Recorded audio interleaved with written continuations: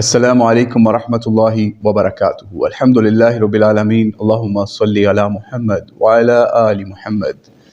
یہ ہمارے ہاتھ میں ایک کتاب ہے جس کا نام ہے رسائل و مسائل، جو کہ مولانا مودودی رحمۃ اللہ علیہ سے جو لوگ سوال لکھ کے بھیجا کرتے تھے اس کے وہ جواب دیتے تھے۔ تو اس میں سے آج ایک اہم سوال جو کہ حضرت علی علیہ السلام سے متعلق ہے وہ آج آپ کے سامنے پڑھنے جا رہے ہیں۔ تو آئیے اس کا سوال پڑھتے ہیں اور اس کا پھر جواب بھی مولانا مودودی نے کیا فرمایا وہ پڑھتے ہیں۔ سوال نمبر ہے 323387 نمبر پیج کے اوپر۔ ایک صاحب لکھتے ہیں، میرے ایک دوست نے جو دینی شغف رکھتے ہیں حال ہی میں شیعت اختیار کر لی ہے، یعنی وہ شیعہ ہو گیا ہے۔ انہوں نے اہل سنت کے مسلک پر چند اعتراضات کیے ہیں جو درج ذیل ہیں۔ امید ہے کہ آپ ان کے تشفی بخش جوابات دے کر ممنون فرمائیں گے۔ نمبر 1، پہلا سوال، نبی اکرم صلی اللہ علیہ وآلہ وسلم نے فرمایا انا مدینۃ العلم وعلی بابھا فمن اراد المدینۃ فلیأتی الباب کا مفہوم کیا ہے؟ یعنی آگے چلتے ہیں، یہ انہوں نے اس حدیث کا مفہوم پوچھا ہے، اور پھر کیا اس حدیث سے یہ بات لازم نہیں آتی کہ علم، دینی علم کے حصول کا واحد اور سب سے معتبر ذریعہ صرف حضرت علی کی ذات گرامی ہے؟ اس کے سوا جن دوسرے ذرائع سے علم دین حاصل کیا گیا وہ ناقص ہیں، اس وجہ سے ان کی دین کے اندر کوئی اہمیت نہیں۔ یہ دو سوالات کیے گئے حضرت علی کے حوالے سے، جو روایت ہے اس کے اوپر بھی سوال کیا گیا، اور ایک بندہ جو شیعہ ہو گیا، ان کا دوست ہے، اس نے اس کے سمجھنے اشکالات پیش کیے۔ تو مولانا نے اس کا کیا جواب دیا؟ آئیے اس کا جواب پڑھتے ہیں۔ مولانا کہتے ہیں، احادیث سے استناد کے لیے ضروری ہے کہ پہلے روایت کے اعتبار سے دیکھا جائے کہ وہ کہاں تک قابل اعتماد ذرائع سے مروی ہوئی ہے، پھر ان کے معنی پر غور کیا جائے گا اور یہ سمجھنے کی کوشش کی جائے گی کہ بشرط صحت ان کا صحیح مدعا کیا ہو سکتا ہے۔ کسی حدیث کا کوئی ایسا مفہوم لینا جو حضور اکرم صلی اللہ علیہ وآلہ وسلم کے دوسرے بہت سے ارشادات سے ٹکراتا ہو یا جس سے بہت سی قباحتیں لازم آتی ہوں، کسی طرح درست نہیں ہو سکتا۔ اس کے بجائے اس کا اگر کوئی ایسا مفہوم ہو سکتا ہے جو حضور علیہ السلام کے دوسرے ارشادات سے مطابقت بھی رکھتا ہو اور ہر قباحت سے بھی خالی ہو، تو ایک ذی فہم آدمی کے لیے وہی قابل قبول ہونا چاہیے۔ اس قاعدے کو نگاہ میں رکھ کر پہلے ہمیں دیکھنا چاہیے کہ حدیث انا مدینۃ العلم کا بلحاظ روایت کیا مقام ہے۔ صحاح میں اس کو صرف امام ترمذی نے لیا ہے۔ اس میں انا مدینۃ العلم کی بجائے یہ الفاظ ہیں، انا دار الحکمہ و علی بابھا، میں حکمت کا گھر ہوں اور علی اس کا دروازہ ہے۔ راوی اس کے کون ہیں؟ حضرت علی خود ہیں۔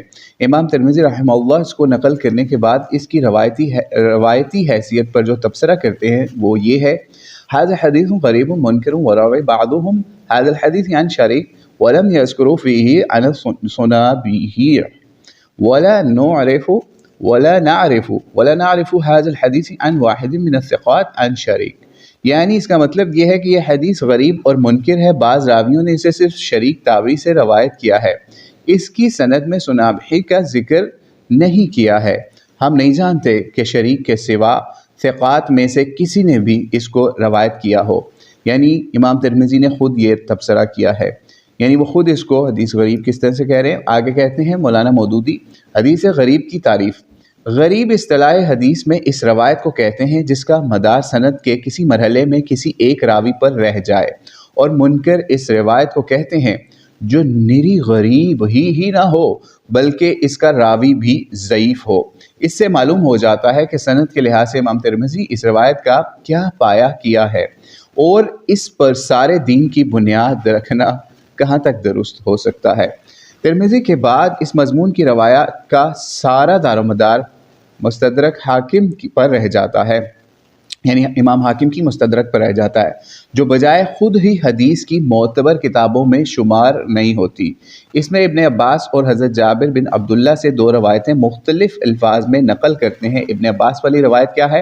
انا مدینۃ العلم وعلی بابھا فمن اراد المدینۃ فلیأتی الباب، یعنی میں علم کا شہر ہوں، علی اس کا دروازہ ہے، بس جو شخص شہر میں آنا چاہے وہ اس کے دروازے سے آئے۔ اور جابر بن عبداللہ والی روایت میں آخری فقرہ یہ ہے فمن اراد العلم فلیأت الباب، جو علم حاصل کرنا چاہتا ہو اسے دروازے پر آنا چاہیے۔ حاکم نے ان دونوں حدیثوں کے صحیح ہونے کا دعویٰ کیا ہے، لیکن علم حدیث کے بڑے بڑے ناقدین کی رائے میں نہ صرف یہ دونوں بلکہ اس مضمون کی ساری روایات ساقط اعتبار ہیں۔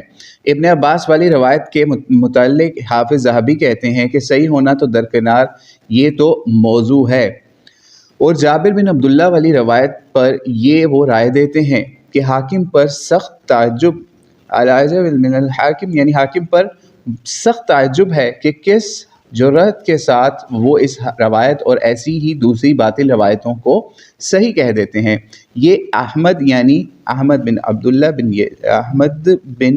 بن یزید الحرانی، جس کی سند سے یہ حاکم نے نقل کی ہے، دجال اور جھوٹا، سخت جھوٹا ہے، یعنی راوی ہو۔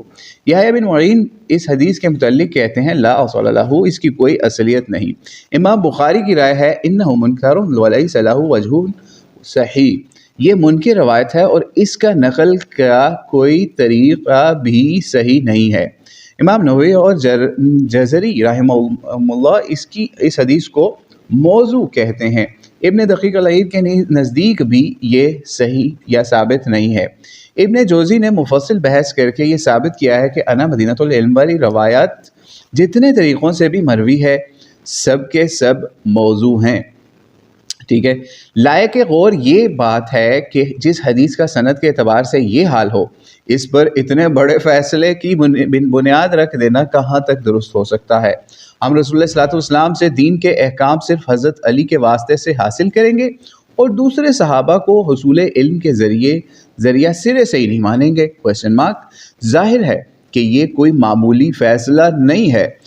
قرآن مجید کے بعد ہمارے لیے ہدایت اور رہنمائی کا سرچشمہ اگر کوئی ہے تو رسول اسلام کا اسوہ حسنہ اور صحابہ کرام وہ ذریعہ ہیں جن کے واسطے سے ہم یہ جان سکتے ہیں کہ حضور علیہ الصلوۃ والسلام نے زندگی کے مختلف معاملات میں کیا رہنمائی فرمائی ہے۔ اب اگر اس حدیث پر اعتماد کر کے اس علم کے لیے صرف ایک سیدنا علی المرتضیٰ علیہ السلام پر ہی انحصار کر لیں تو لا محالہ ہمیں علم کے اس بہت بڑے حصے سے محروم ہونا پڑے گا جو دوسرے صحابہ کے ذریعے منقول ہوا ہے۔ کیا عقل یہ مطالبہ نہیں کرتی کہ اتنا بڑا فیصلہ کرنے کے لیے حضور اکرم صلی اللہ علیہ وسلم کا ارشاد ہم کو اس حدیث کی بنسبت جو زیادہ قوی اور مستند معتبر ذریعے سے پہنچنا چاہیے تھا بلکہ اسے تو بہت صحیح اور مضبوط سندوں سے مروی ہونا چاہیے تھا، یہاں تک کہ اس کی صحت پر کسی شک کی گنجائش باقی نہ رہتی، یعنی پکی سند کے ساتھ اور بہت متواتر یہ روایت ہونی چاہیے تھی۔ اب کہتے ہیں کہ اب دیکھیے کہ اگر اس حدیث کا وہی مفہوم لیا جائے جو اس کے ظاہر الفاظ سے مترشح ہوتا ہے تو وہ نبی علیہ الصلوۃ والسلام کے بکثرت ارشادات سے آپ کی زندگی بھر کے اعمال سے یا عمل سے کس طرح ٹکراتا ہے۔ حضور علیہ الصلوۃ والسلام نے بہت سے صحابہ کو اپنی حیات طیبہ میں فوج کا افسر بنا کر مہمات پر بھیجا، مملکت اسلامیہ کے مختلف علاقوں پر عامل مقرر کیا، تحصیل صدقات کے منصب پر مامور کیا، نماز پڑھانے کی خدمت سپرد کی، تعلیم اور تبلیغ کے لیے اطراف و نواحی میں روانہ کیا۔ یہ تاریخی حقائق ہیں جن سے انکار کرنا کسی کے لیے ممکن نہیں ہے۔ سوال یہ ہے یہ سب خدمات کیا علم دین کے بغیر ہی انجام دی جاتی تھیں؟ یا یہ سارے صحابہ رسول اللہ صلی اللہ علیہ وسلم کے نہیں بلکہ حضرت علی کے شاگرد تھے؟ اگر یہ دونوں باتیں غلط ہیں تو پھر صحیح بات صرف یہی ہو سکتی ہے کہ ان صحابہ نے مدینۃ العلم یا دارالحکمت سے براہ راست علم و حکمت کی تعلیم حاصل کی تھی، اور یہ سب بھی حضرت علی کی طرح شہر علم اور حکمت کے دروازے تھے، یعنی جن کو بھی نبی علیہ السلام مامور کرتے تھے وہ بھی علم کے شہر اور دروازے تھے۔ ٹھیک ہے، پھر جس شخص نے بھی سیرت پاک کا مطالعہ کیا ہے وہ جانتا ہے کہ نبوت کے منصب پر سرفراز ہونے کے بعد سے حیات دنیاوی کی آخری ساعت تک حضور علیہ الصلوۃ والسلام براہ راست خود دین کی تعلیم و تبلیغ فرماتے رہے، اور جو لوگ بھی دین کے متعلق کچھ پوچھنا چاہتے تھے وہ بلا واسطہ حضور علیہ الصلوۃ والسلام سے ہی پوچھتے اور جواب حاصل کرتے رہے۔ کیا کبھی ایسا ہوا حضور علیہ الصلوۃ والسلام کو خدا کی طرف سے جو احکام پہنچے ہوں وہ آپ نے صرف حضرت علی کو بتائے ہوں اور دنیا تک انہیں پہنچانے کی خدمت تنہا حضرت علی نے انجام دی ہو؟ سوالیہ نشان۔ کیا کوئی شخص حضور علیہ الصلوۃ والسلام سے دین کی کوئی بات پوچھنے کے لیے حاضر ہوا ہو، آپ علیہ الصلوۃ والسلام نے فرمایا ہو کہ علی سے جا کر پوچھو یا علی کے توسط سے میرے پاس آؤ؟ اگر نبوت کی 23 سالہ زندگی میں کبھی ایسا نہیں ہوا تو آخر اس قول کا کیا مطلب ہو سکتا ہے کہ مدینۃ العلم کا صرف ایک دروازہ ہے اور وہ صرف حضرت علی ہیں؟ سوالیہ نشان۔ خود حاکم جنہوں نے اس حدیث کو بڑے زور سے صحیح قرار دیا، اپنی مستدرک میں ہزاروں حدیثیں جو دوسرے صحابہ سے نقل کرتے ہیں، ان میں بکثرت ایسی احادیث ہیں جن کی ہم معنی کوئی حدیث حضرت علیہ السلام سے ان کی کتاب میں منقول نہیں ہے۔ سوال یہ ہے، اگر حاکم کے نزدیک یہ حدیث صحیح تھی اور مدینۃ العلم تک پہنچنے کا دروازہ صرف ایک ہی تھا، تو دوسرے بہت سے دروازے کہاں سے پیدا ہو گئے اور ان پر کیوں گئے؟ یعنی کوسچن مارک۔ حضرت علی کا اپنا دعویٰ بھی یہ نہ تھا کہ حضور علیہ الصلوۃ والسلام نے انہیں کوئی ایسا علم دیا تھا جو دوسروں کو نہ دیا ہو۔ بخاری، مسلم اور مسند احمد صحیح سندوں کے ساتھ یہ روایات آئی ہیں کہ حضرت علی نے بار بار برسر عام ان لوگوں کے خیال کی تردید فرمائی تھی جو ایسا سمجھتے تھے کہ آپ علیہ الصلوۃ والسلام نے اپنی تلوار پر کے تلے، یعنی تلوار کے جو ہوتا ہے شیٹ، اس کے اندر ایک کاغذ کا ٹکڑا نکال کے لوگوں کو دکھا دیا تھا کہ اس کے سوا کوئی خاص چیز ایسی نہیں ہے جو حضور علیہ السلام سے سن کر میں نے ثبت کی ہو۔ اس پرزے پر یعنی کاغذ پر صرف 4-5 فقہی احکام تھے۔ مسند احمد میں 13 مختلف سندوں سے حضرت علی کا یہ ارشاد منقول ہوا ہے، اور ان تمام روایات کو جمع کرنے سے معلوم ہو جاتا ہے کہ ممدوح نے متعدد مقامات پر عوام کی اس غلط فہمی کو خود رفع کر دیا تھا کہ نبی علیہ السلام نے اپنے داماد کو راز میں دین کے کچھ اسرار تعلیم فرما دیے ہیں جو دوسروں کو آپ علیہ الصلوۃ والسلام نے نہیں بتائے۔ بہت سے لوگوں نے جناب کی اپنی زبان سے اس باطل خیال کی تردید سنی، اور یہ تردید اتنی مختلف سندوں سے محدثین کو پہنچی ہے کہ اس کی صحت میں مشکل ہی سے شک کیا جا سکتا ہے۔ اس کے بعد جب ہم ان بہت سی احادیث کو دیکھتے ہیں جو دوسرے صحابہ کے متعلق نبی علیہ الصلوۃ والسلام نے ارشاد فرمائی ہیں، تو صاف نظر آتا ہے کہ یہ حدیث ان سب کے خلاف ہے۔ مسند احمد اور ترمذی کی روایت ہے کہ حضور علیہ الصلوۃ والسلام نے زید بن ثابت کے متعلق فرمایا، افرادہم یعنی صحابہ میں علم میراث کے وہ سب سے بڑے ماہر ہیں۔ معاذ بن جبل رضی اللہ عنہ کے متعلق فرمایا، اعلمہم بالحلال والحرام یعنی حلال و حرام کو وہ سب سے زیادہ جانتے ہیں۔ ابی بن کعب کے متعلق فرمایا کہ قرآن کے سب سے بڑے وہ قاری ہیں۔ مسند احمد میں خود حضرت علی سے روایت ہے کہ نبی علیہ السلام نے فرمایا، اگر میں اپنی امت میں سے کسی کو بلا مشورہ امیر بنانے والا ہوتا تو ابن ام عبد یعنی عبداللہ بن مسعود کو بناتا۔ ٹھیک ہے، یہ بھی روایت ہے۔ پھر اس کے بعد ایک اور ترمذی میں حضرت حذیفہ سے روایت ہے کہ حضور علیہ الصلوۃ والسلام نے فرمایا، میں نہیں جانتا کہ میں کب تک تمہارے درمیان رہوں، تو تم میرے بعد ان دونوں کی پیروی کرنا، یعنی ابو بکر اور عمر کی۔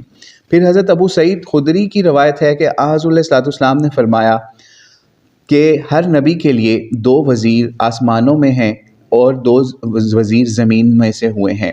میرے آسمانی وزیر جبرائیل و میکائیل ہیں اور زمینی وزیر ابو بکر و عمر ہیں۔ 3680 نمبر کے اوپر روایت ہے، اور اس کے اندر بھی عطیہ راوی ہے، ٹھیک ہے، یعنی وہی عطیہ جس کے اوپر شیعہ بہت اعتبار کرتے ہیں۔ بہرحال یہ روایت جو ہے یہ بھی اسی لیول پہ جاتی ہے، یعنی غریب، حسن غریب، یا اور کچھ محدثین نے اس کو ضعیف بھی لکھا ہے۔ پھر آگے کہتے ہیں ترمذی ہی میں عقبہ بن عامر کی روایت ہے کہ حضور علیہ الصلوۃ والسلام نے فرمایا، لو کان بعدی نبی لکان عمر ابن خطاب، اگر میرے بعد کوئی نبی ہوتا تو وہ ابن خطاب ہوتے، یعنی عمر بن خطاب ہوتے۔ اب اس کی بھی بہت سے محدثین نے اس کی تصحیح بھی کیا ہے، تضعیف بھی کی ہے۔ تو آگے کہتے ہیں بخاری و مسلم میں حضرت سعد بن ابی وقاص کی روایت ہے کہ سرکار علیہ الصلوۃ والسلام نے حضرت عمر کو خطاب کر کے فرمایا، خطاب کے بیٹے، قسم ہے اس ذات کی جس کے قبضے میں میری جان ہے، جس راستے پر بھی شیطان کی تجھ سے مدبیر ہو جاتی ہے، اس کو چھوڑ کر وہ کسی ایسے رستے پر چلا جاتا ہے جہاں تو اس کے سامنے نہ ہو، یعنی حضرت عمر سے شیطان اس طرح بھاگتا ہے۔ ابو داؤد میں حضرت ابو ذر نبی علیہ السلام کا یہ ارشاد روایت کرتے ہیں کہ اللہ نے حق عمر کی زبان پر رکھ دیا ہے، اس کے مطابق وہ بات کرتا ہے، یعنی حق حضرت عمر کی زبان پہ واضح ہوتا تھا۔ بخاری و مسلم میں ابو سعید خدری بیان کرتے ہیں، ایک روز حضور علیہ الصلوۃ والسلام نے فرمایا، رات میں خواب میں نے دیکھا کہ لوگ میرے سامنے پیش کیے جا رہے ہیں اور وہ چھوٹے بڑے کرتے پہنے ہوئے ہیں، کسی کا کرتا سینے تک ہے، کسی کا زیادہ نیچے تک، اور عمر میرے سامنے پیش کیے گئے تو ان کا کرتا زمین پر گھسٹ رہا تھا۔ حاضرین میں سے کسی نے پوچھا حضرت السلام نے اس کی کیا تعویل فرمائی؟ تو ارشاد ہوا کرتے سے مراد دین ہے۔ یہ روایات تو دوسرے صحابہ کی ہیں، خود حضرت علی سے جو نہایت صحیح اور معتبر روایات ہیں، وہ مختلف حدیث کی کتب کے اندر وارد ہوئی ہیں، وہ ملاحظہ ہوں۔ بخاری میں حضرت علی کے صاحبزادے محمد ابن حنفیہ فرماتے ہیں، میں نے اپنے والد ماجد سے پوچھا کہ نبی علیہ السلام کے بعد سب سے بہتر کون ہے؟ فرمایا ابو بکر۔ میں نے عرض کیا پھر کون؟ فرمایا عمر۔ اس کے بعد مجھے اندیشہ ہوا کہ میں پھر یہی سوال کروں گا تو کہیں گے عثمان، اس لیے میں نے ان سے پوچھا ان کے بعد کیا آپ ہیں؟ فرمایا میں کچھ نہیں ہوں مگر بس مسلمانوں میں سے ایک آدمی۔ یہ جواب ٹھیک اس بلند اور پاکیزہ سیرت کے مطابق ہے، یعنی حضرت علی کا جواب ہے۔ ان جیسے عالی ظرف انسان کا یہی مقام تھا کہ اپنے مرتبے کی فضیلت بیان کرنے سے اجتناب فرماتے اور اپنی ذات کو عام مسلمانوں کی ہی صف میں رکھتے۔ مسند احمد میں امام حسن بن علی کی روایت ہے، وہی روایت ترمذی اور ابن ماجہ میں بھی ہے کہ ان کے والد سیدنا علی نے بیان کیا کہ میں نبی علیہ السلام کے پاس بیٹھا تھا، اتنے میں ابو بکر و عمر سامنے سے نظر آئے۔ حضرت محمد علیہ السلام نے مجھ سے فرمایا، اے علی، یہ دونوں پیغمبروں کے بعد تم سن رسیدہ یعنی عمر رسیدہ اہل جنت کے سردار ہیں۔ ٹھیک ہے، یہ روایت بھی مسند احمد کے اندر، مسند علی بن ابی طالب کے اندر 568 کے اوپر یہاں ریفرنس دیا جا رہا ہے۔ اور پھر ایک اور حدیث جو مسند احمد، بزار، طبرانی اور حضرت علی سے قول ہوئی ہے، یہ ہے کہ رسول اللہ السلام سے پوچھا گیا کہ حضور علیہ السلام کے بعد کون امیر ہوگا؟ تو آپ نے جواب دیا، اگر تم ابو بکر کو امیر بناؤ تو اسے امین اور دنیا کے معاملے میں زاہد اور آخرت کی طرف راغب پاؤ گے، اور اگر عمر کو تم امیر بناؤ گے تو اسے طاقتور اور امین اور اللہ کے معاملے میں کسی ملامت کرنے والے کی ملامت کرنے والا یا پرواہ کرنے والا پاؤ گے، اور اگر علی کو امیر بناؤ گے تو میں نہیں سمجھتا کہ تم ایسا کرو گے، تو تم اسے ہادی و مہدی پاؤ گے جو تم کو سیدھے راستے پر چلائے گا۔ اسی مسند احمد میں 26 صحیح سندوں سے یہ واقعہ بیان ہوا ہے کہ حضرت علی نے ایک تقریر میں برسر ممبر صاف فرمایا کہ نبی کے بعد امت کے بہترین آدمی ابو بکر اور ان کے بعد عمر۔ ان روایات میں سے اکثر کے تمام راوی ثقہ ہیں اور کسی نے ان پر کوئی جرح نہیں کی۔ 23 روایات فن حدیث کے لحاظ سے صحیح اور 2 حسن، صرف ایک ضعیف ہے۔ ان میں سے 12 کے راوی ابو جحیفہ صحابی ہیں جو حضرت علی کے دور میں پولیس اور بیت المال کے افسر تھے۔ وہ کہتے ہیں کہ حضرت علی نے دوران تقریر میں سوال کیا، کیا جانتے ہو نبی علیہ السلام کے بعد اس امت کا سب سے بہتر انسان کون ہے؟ میں نے عرض کیا، امیر المومنین وہ آپ ہیں؟ فرمایا نہیں، حضور علیہ السلام کے بعد اس امت کے بہترین انسان ابو بکر اور ان کے بعد عمر ہیں۔ اس کے اوپر بھی مسند احمد کا حوالہ دیا جا رہا ہے۔ ٹھیک ہے، ایک اور راوی عبد خیر حمدانی ہیں جن تک 13 روایتوں کا سلسلہ پہنچتا ہے۔ ان سے جب پوچھا گیا کہ آپ نے حضرت علی کا ارشاد خود ان کی زبانی سنا ہے تو انہوں نے کہا، میرے کان بہرے ہو جائیں اگر میں نے اس کو خود ان کی زبان سے نہ سنا ہو۔ ایک اور راوی ابراہیم نخعی کہتے ہیں کہ علقمہ نے کوفے کی مسجد کے ممبر پر ہاتھ مار کر کہا کہ اس ممبر پر میں نے حضرت علی کو خطبہ دیتے ہوئے یہ فرماتے ہوئے سنا تھا، خیر الناس کان بعد رسول اللہ صلی اللہ علیہ وآلہ وسلم ابو بکر ثم عمر۔ اس کے اوپر بھی مسند احمد کا، مسند علی بن ابی طالب کا ریفرنس 999 دے رہے ہیں۔ بہقی اور مسند احمد میں حضرت علی کا یہ قول بھی منقول ہے کہ ہم لوگ اس بات کو بعید نہیں سمجھتے کہ سکینت عمر کی یعنی عمر رضی اللہ عنہ کی زبان سے بولتی ہے یا بولتی ہو۔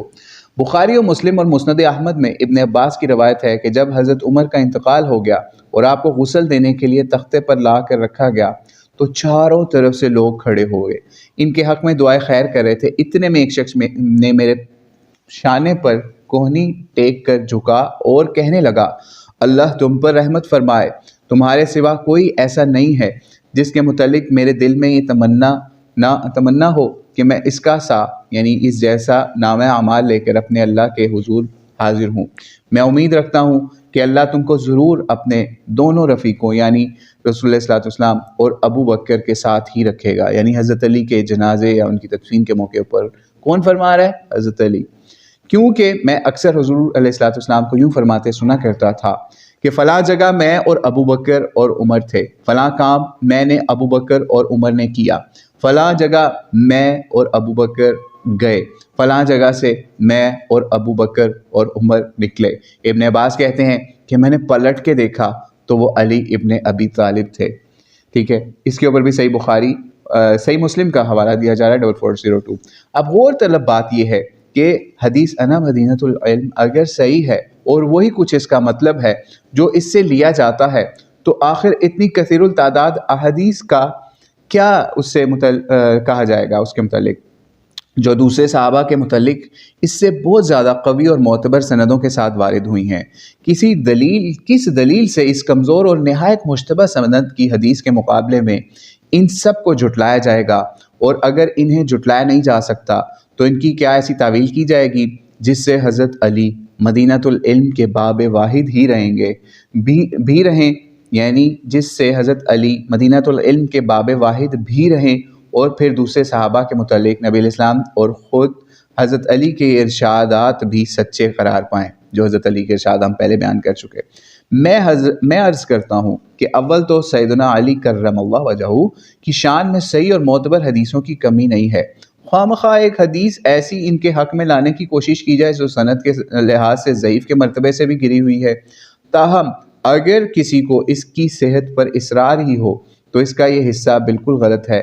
جس کو اس شہر میں آنا ہو وہ اس دروازے سے آئے، کیونکہ یہ حضور علیہ الصلوۃ والسلام کے دوسرے بہت سے ارشادات اور آپ کی زندگی بھر کے عمل کے خلاف ہے، اور حضرت علی اپنے ارشادات سے بھی یعنی حضرت علی کے اپنے ارشادات سے بھی ٹکراتا ہے.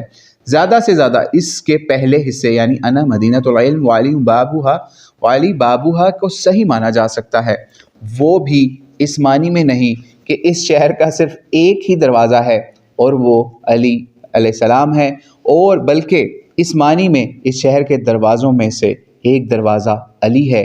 یہ معنی حق بھی ہے اور حضور علیہ السلام کے دوسرے اقوال اور آپ کے عمل سے مطابقت بھی رکھتا ہے. ترجمان القرآن 1957 کے اندر یہ سوال جو ہے وہ پوچھا اور اس کو بعد ترجمان القرآن میں شائع ہوا، پھر اس کے بعد یہ اس کتاب رسائل و مسائل کے اندر چھاپا گیا جو ہم نے آج آپ کے سامنے پڑھا. تو اللہ کریم سے دعا ہے کہ اللہ کریم کی کروڑوں رحمت ہو علماء اسلام کے اوپر اور ان محدثین کے اوپر جنہوں نے ان چیزوں کو ہمیں واضح کیا، اور ہمیں مولانا مودودی کے لیے بھی دعا ہے کہ ان کے اوپر بھی اللہ کریم کی لاکھوں کروڑوں رحمتیں ہوں کہ انہوں نے اس مسئلے کو واضح کیا کہ یہ روایت اگر آپ نے ماننی بھی ہے تو اس میں آپ صرف یہ مان سکتے ہیں کہ حضرت علی علیہ السلام یا حضرت علی رضی اللہ عنہ علم کا ایک دروازہ ہیں. اس کے علاوہ بھی علم کے باب یا دروازے امت کے اندر ہیں جن کے بارے میں انہوں نے نبی الاسلام کے ارشادات سے چیزیں واضح کی کہ کس طریقے سے کس صحابی کو قرآن کا سب سے بڑا عالم، کس صحابی کو علم الفرائض یعنی میراث کا سب سے بڑا عالم، اور کس کو سب سے بڑا قاری، اور کس کو کس منصب کے اوپر نبی الاسلام نے فائز کیا. اور نبی الاسلام کے اسوہ حسنہ سے یہ چیز ثابت کی کہ مولا علی کے علاوہ بھی باب العلم جو ہیں نبی علیہ السلام کے زمانے کے اندر پائے جاتے تھے، اور حکمت کے بھی باب پائے جاتے تھے، اور اس میں انہوں نے ابو بکر، عمر اور دیگر صحابہ کا بھی ذکر کیا کہ کس طریقے سے نبی علیہ السلام نے ان کے بارے میں بھی روایات ارشاد فرمائیں. تو اس لیے جو اس طرح کی روایات ہیں جو آپس میں ٹکرا رہی ہیں، ہمیں اس میں احتیاط کا کام یا احتیاط کا پہلو لیتے ہوئے ان سے مسلک یا مطلب نکالنا چاہیے. تو اللہ کریم سے دعا ہے کہ ہمیں سمجھنے والا اور عمل کرنے والا بنائے. اور ہم آخر میں ایک اور چیز کہتے ہیں کہ جو لوگ مولانا مودودی کی خلافت و ملوکیت کو پکڑ کر بہت پریز کرتے ہیں، تو کیا وہ مولانا مودودی کا یہ موقف بھی مانیں گے؟ اس سوالیہ نشان ہے کہ وہ انا مدینۃ العلم والی روایت کے اوپر کیا فرما کے گئے ہیں، کیا لکھ کر گئے ہیں، اور اس کے تناظر میں کیا بتایا. کیا اب روافظ یا نواسب یا دیگر شیعہ سنی یہ مولانا کا موقف انا مدینۃ العلم کے اوپر مانیں گے یا نہیں؟ یا اب ان کو چننا ہے کہ صرف مولانا مودودی کی خلافت و ملوکیت لے کر ہی صرف رولا ڈالنا ہے یا پھر شور ڈالنا ہے، یا پھر ان کا یہ موقف بھی ماننا ہے؟ واللہ اعلم بالصواب. السلام علیکم ورحمۃ اللہ وبرکاتہ.